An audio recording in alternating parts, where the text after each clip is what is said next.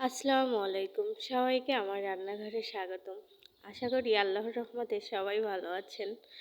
তো আজকে একটা ভর্তার রেসিপি নিয়ে চলে এসেছি। আর ভয়েস শুনে বুঝতে পারতেছেন যে আমি কিছুটা অসুস্থ। তো জ্বর আসছিল, এই সময় মনে হচ্ছিল যে কিছু খাবো না, শুধু ভর্তা ভাত খাবো। তো আজকের ভর্তার রেসিপিটা আম্মু তৈরি করবে। তো হাতের পাতাটা দেখে বুঝতে পারতেছেন যে আজকে কিসের পাতার ভর্তা হবে। হ্যাঁ, আজকে ঘেটকুলের পাতার ভর্তা হবে। তো ঘেটকুলের পাতা ভর্তা করার জন্য ঘেটকুলের ডাঁটা থেকে পাতাগুলো এরকমভাবে ছাড়িয়ে নেওয়া হয়েছে। আর ছাড়িয়ে নেওয়ার পরে পাতাগুলো সুন্দর করে ধুয়ে নিয়ে আসা হয়েছে।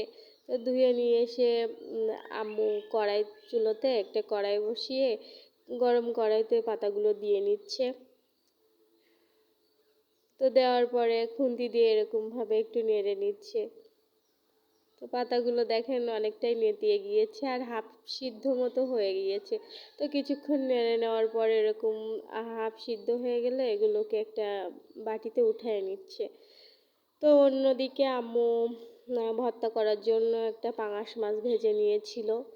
তো সেই পাঙাশ মাছটা আম্মু শিলে বেটে নিচ্ছে। আপনারা চাইলে যে কোনো সাদা মাছ দিয়ে এই ভর্তাটা তৈরি করতে পারেন। তো হাফ সিদ্ধ ঘেটকুলের পাতাগুলো নিয়ে মাছ আর পাতা একসাথে বেটে নিচ্ছে। তো এই তো দেখেন আমার আম্মুর পাতা বাটা শেষ। এখন কড়াইতে পরিমাণ মতো তেল দিয়ে নিল। তো এখানে পেঁয়াজ কুচি, রসুন কুচি আর কাঁচা ঝাল কুচি দিয়ে ভালোভাবে লাল লাল করে ভেজে নিচ্ছে। তো এই দেখেন লাল লাল করে ভাজা শেষ। এখন ঘেটকুলের পাতা বাটাগুলো দিয়ে নিল। দিয়ে একটু নাড়ানাড়ি করে স্বাদ মতো লবণ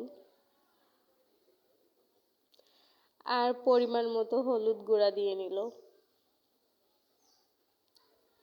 এরপরে এগুলো সব একসাথে ভালোভাবে নাড়িয়ে নাড়িয়ে ভেজে নিবে। তো বেশ কিছুক্ষণ এরকম নাড়িয়ে নাড়িয়ে ভেজে নিচ্ছে। নেওয়ার পরেই তো বাটিতে উঠিয়ে নেওয়া হয়েছে।